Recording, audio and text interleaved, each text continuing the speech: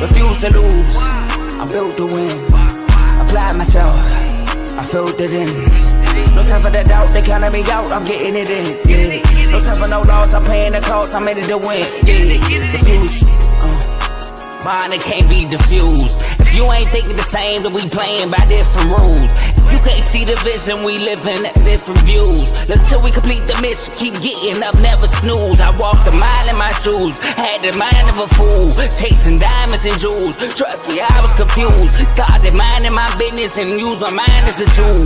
Ended up finding my purpose and found the time to get to it. They told me I couldn't do it, they told me I couldn't make it. They sold it, could never break it. That's sadly mistaken. I need a piece of the pie, I want it so bad I can taste it. They told me like Toby, keep on running toes, they gon' take them. Refuse to lose, built to win. Applied myself, I filled it in. No time for the doubt, they counted me out, I'm getting it in. Yeah. No time for no loss, I pay for the cost, I'm winning to win. Yeah. Refuse to lose, I'm built to win. Applied myself, I filled it in. No time for the doubt, they counted me out, I'm getting it in. Yeah. No time for no loss, I'm paying the cost, I'm in it to win. Yeah. Refuse. Welcome back to CTC. I'm your gracious host, Carl, and I'm back with another episode. And today, we will be going over the Elite 8 and the NIT. I will be doing both days. I will be doing today and tomorrow. It's 4 games, so might as well just put them all in one episode. Real quick, overall record, 105-60. Solid, could be better. Had a bad day in the NIT. We went 2-4 on Sunday. 15-9 overall. But hopefully we can get these right and we can keep it pushing with the Final Four and the last of it as we wind down this college basketball season. So we're just going to jump right into it because the first game starts in about 23 minutes. The first game being an American Athletic Conference quadruple set. Rare times where somebody plays each other 4 times. We have Wichita State taking on the Tulsa Golden Hurricanes. Now, Wichita State is actually up 2-1 in this series. They won at home against Tulsa by 4, and then they won in the American Athletic Conference semifinals against Tulsa, while Tulsa only win is at home against Wichita State, where they won by 10. And they will be back at home in this matchup. So we have the quadruple set where Tulsa can either tie or Wichita State could win 3-1. And shout out to Aldmart 303. Appreciate you. But Tulsa is actually 4.5-point favorites. This game is this game is today, 7 o'clock on ESPN2. So make sure you tune in if you're a college basketball fan like me. Wichita State, they are led by Kenyon Giles, averaging 19.3 points per game and 1.6 steals.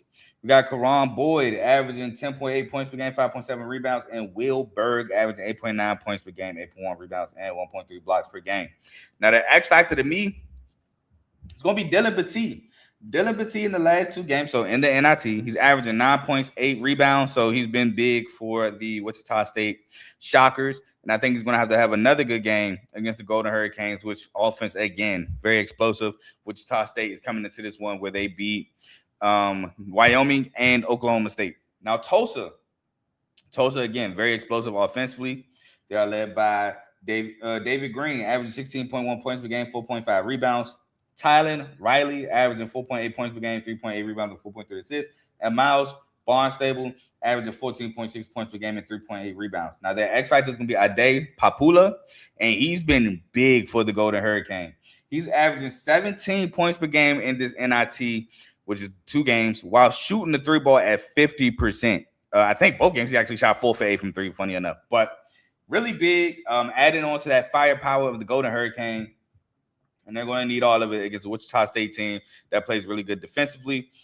Tulsa is coming into this one beating Stephen F. Austin and then beating UNLV, which the UNLV win I did not predict. I thought UNLV would upset them. And they actually did a really good job against UNLV just scoring the ball a ton. And because they're at home and because that offense is so explosive, I am going to take the Golden Hurricane here. I am going to take the Golden Hurricane to tie it up. Again, last time they played at home, 1 by 10. I think the home court advantage is huge. in this matchup. And again, Tulsa's offense has just been clicking a ton. Wichita State had a great offensive game against Oklahoma State, blew them out. But against Wyoming, not so much. And I think if Tulsa just gets into that bag where they hitting shots, it's going to be a little scary for Wichita State. So give me Tulsa in this matchup. Again, though, Wichita State is up 2-1 in this matchup. And again, they are a really good, solid defensive team that can score the ball. But I'm going with Tulsa being at home here. Going with home court advantage. Next, we have St. Joseph's, who, man, we'll talk about what they did in a second, taking on New Mexico, who is one of my favorites to win the NIT. Shout out to Random Vortex GT fans. Appreciate you stopping by. But, man, St. Joseph came back down 19 to beat Cal on the road. I was feeling good about the Cal game. I'm like, bet Cal up 19. Really good offense. At least I'm going to go 3-3 NIT, right? Went 2-0 the day prior. 3-3 is cool, balances out. No. St. Joseph's comes back down 19, and Cal cannot execute down the stretch to win the ball game. So St. Joseph's coming off that, and they're coming off a win against I forgot who else they beat in the first round, but it'll come back to me. New Mexico has been doing their thing during the tournament. Now, Dayton Aubrey did miss last game due to an illness. It is coach said that he does plan on having them back for this one, but Uriah Tenet stepped up in a big way. New Mexico absolutely destroyed. Why am I blanking on opponents? I can't remember who New Mexico played. Give me 1 second. I'm about to go on this ESPN app because I can't remember who they played. They actually won by double digits. I know the first round they beat Sam Houston and they blew them out. The second round, I don't know why I'm having trouble remembering. Let's see. They played George Washington, won by 25, beat George Washington. There we go. And St. Joseph's in the first round played Colorado State. There we go, on the road, and won by 5. Sorry about that. But St. Joseph's, they're led by Jaden Glover Toscano, averaging 16 points per game, 4.9 rebounds.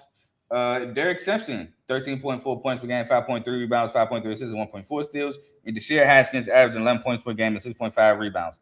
The X factor to me is going to be Justice at Joe Bohr, and him help deal with Tomislav Buhan and help deal with JT Rock.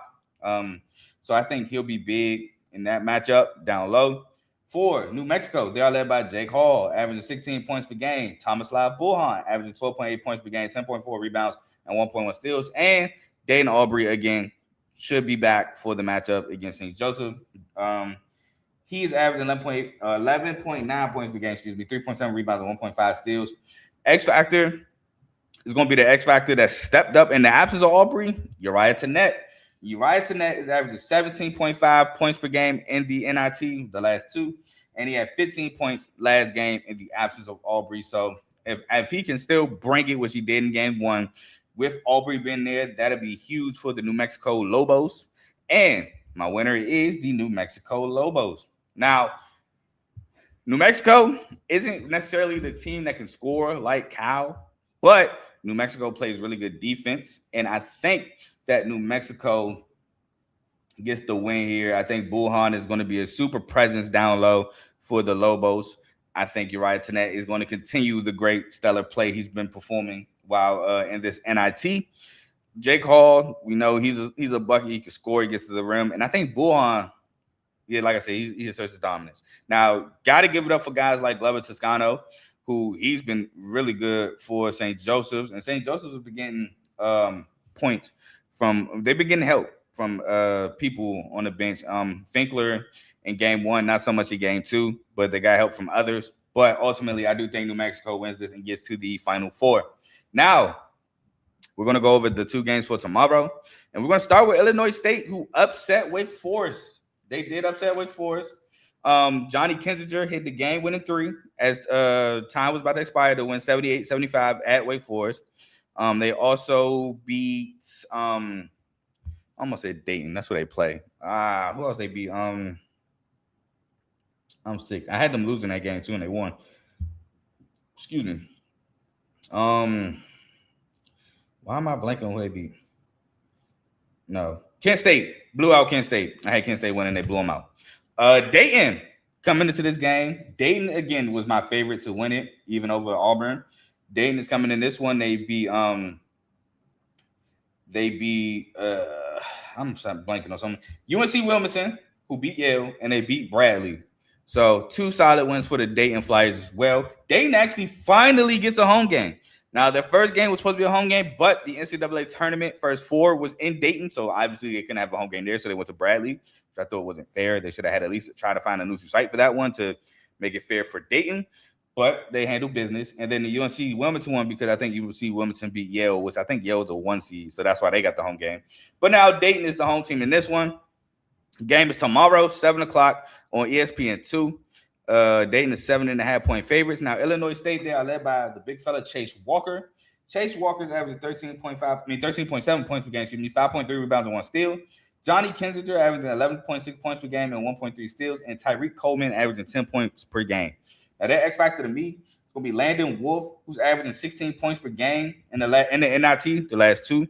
He had 24 against Kent State, so he only had 8 against Wake Forest, but still averaging 16 points per game for them. I think he's going to be big for Illinois State. Now, Dayton is led by Javon Bennett. Javon Bennett is averaging 16.3 points per game, 1.5 steals. Deshaun Montgomery, who had a big game, averaging 13.6 points per game, 4.1 rebounds, and 2.2 steals. And Emil Etienne is averaging 12 points per game, 5.9 rebounds, and 1.2 blocks. Now, that X factor to me is going to be the same one, Jordan Durkat. Jordan Durkat is averaging 9.2 points per game off the bench, and he's going to have to play solid defense against the Illinois State team that can score the ball. So I think he's always going to be the X factor for Dayton. Now, I do want to say I don't know if Chase Walker is a big who's like, I'm not necessarily going to say he's short, but he's like one of those bigs that's like the shorter side, but he's big. And Etienne has some length, and he's not necessarily the scrawniest. So it's actually going to be an entertaining matchup to me between the two. If Chase Walker could kind of like bully his way to get some baskets for Illinois State, or if Etienne's size is going to be a little bit too much for Chase Walker. So it's one of those things. It's one of those battles, like the bigger guy versus the taller guy. So, but Chase Walker, he has some creativity around the rim. Excuse me. So, good question. But like I said, man, Dayton's one of my winners, my favorites to win it. So I'm going with Dayton. I just think Dayton defensively could get into these shooters, and then Dayton has the offensive ability to match the defense. Dayton can get out and run. So I'm going with Dayton, man. Again, Illinois State is a team that can score the basketball, but I think Dayton is a team that kind of could counteract that. And they're at home court advantage. Give me Dayton to win this basketball game. And the last one we have for y'all, Nevada at Auburn. Now, Nevada, the Mountain West school, just like New Mexico. So we could potentially see 2 Mountain West schools in the NIT Final Four. Nevada is coming off of wins against, as my ESPN app took me all the way out. Don't know how you did that. They're going against Liberty and Murray State. Both double-digit wins. Beat Murray State by 14, beat Liberty by 10. Auburn's coming off wins against South Alabama, which they pulled away from that one late. And Seattle actually got closer than what it should have late ball game. But they play against each other. Auburn's 9.5-point favorites. This game is 9 o'clock on ESPN2 tomorrow, so right after Illinois State Dayton. Nevada, led by Corey Camper Jr., averaging 16.8 points per game, 4.8 rebounds and 1.2 steals. Elijah Price, 12.6 points per game, 8.5 rebounds and 1.2 steals, and 1.6 blocks. And Tayshawn Comer averaging 11.3 points per game, 3.5 assists per game. Now, their X Factor has been all NIT. He's averaging 16.5 points per game in the last 2, and that is Vaughn Weems. If Vaughn Weems can still score the basketball at the high rate he has been scoring the ball for Nevada of late, he makes them very dangerous. Now, for Auburn, led by Keyshawn Hall, averaging 19.5 points per game, 7 rebounds. Tahad Pettiford, 15.2 points per game, 3.6 assists, and 1.1 steals. And Kevin Overton averaging 13.9 points per game and 1.1 steals.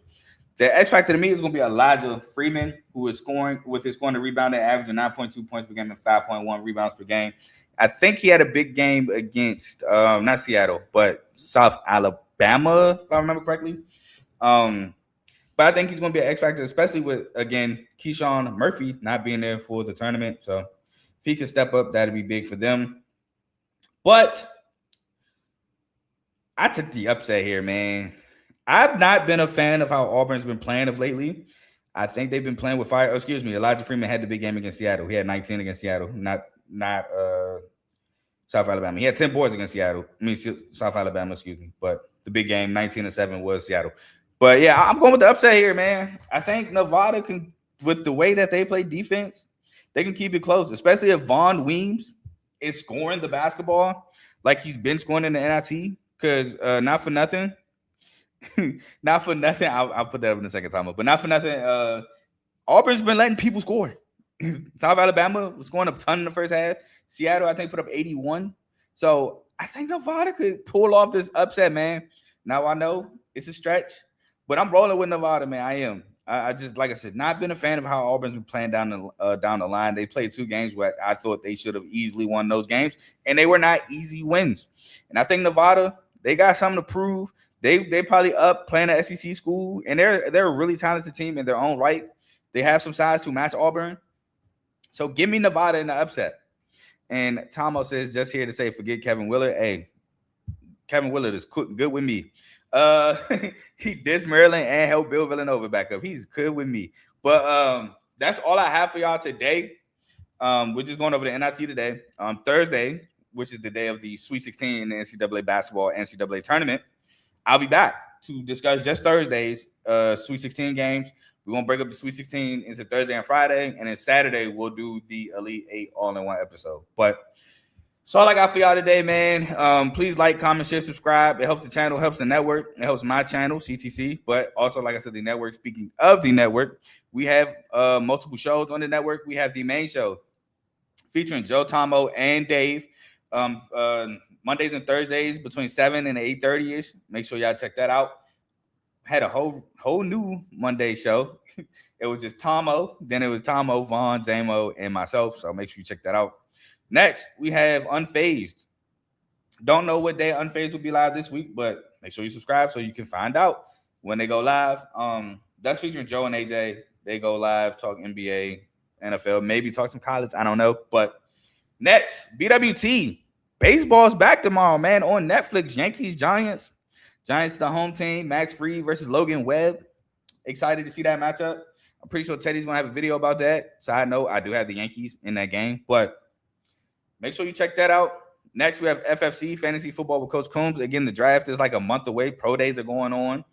Make sure you check that out for all the content he drops for you. Obviously, fantasy football season's over.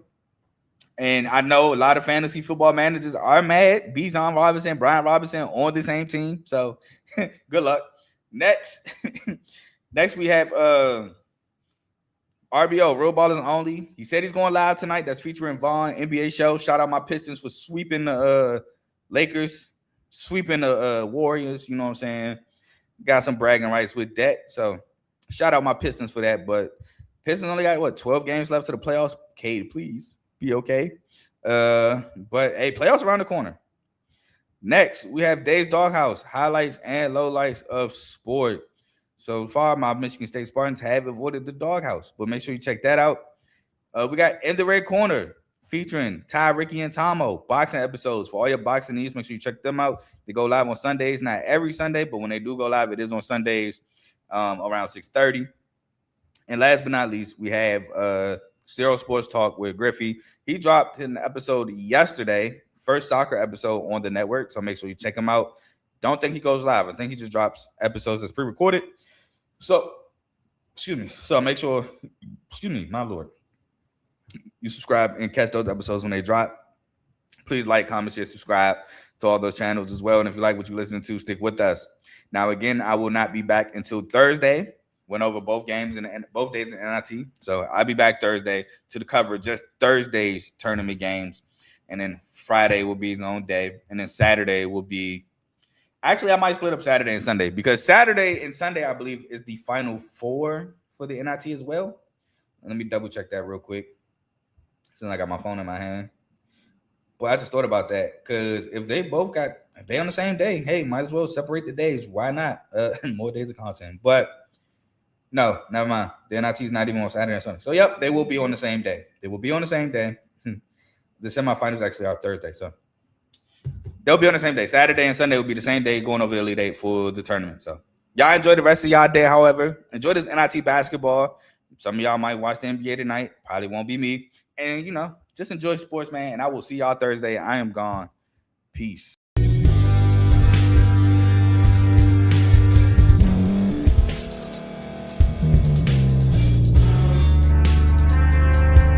Thank you for staying to the end. If you're watching this on YouTube, please like this video, subscribe, and also hit that notification button so you can be notified next time we put out a video. If you're listening on any podcast platform, subscribe and hit that notification button, y'all, so you can be notified we put out another podcast audio. And last but not least, hit that share button. No matter what you're listening to or watching it, hit that share button and send it to somebody that you know that would love to watch this episode you just listened to. So once again, thank you for staying to the end, and we'll see y'all in the next episode.